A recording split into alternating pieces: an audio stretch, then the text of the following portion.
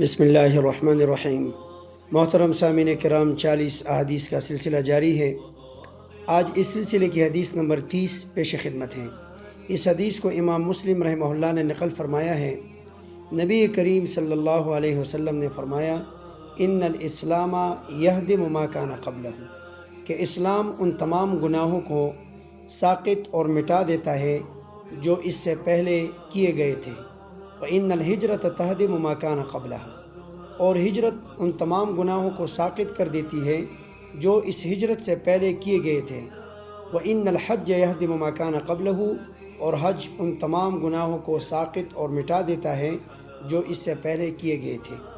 سامعین کرام، اسلام اللہ تعالیٰ کی نعمتوں میں سب سے بڑی نعمت ہے۔ اگر کوئی شخص حالت کفر سے توبہ کر کے اسلام قبول کر لیتا ہے تو اس کے تمام گناہ کبیرہ، گناہ صغیرہ تمام معاف کر دیے جاتے ہیں۔ یہ اسلام کی برکت ہے۔ اور اسلام کے بعد ہجرت اور حج، یہ دونوں ایسے اعمال ہیں کہ جس کی بدولت انسان کے گناہ صغیرہ معاف کر دیے جاتے ہیں۔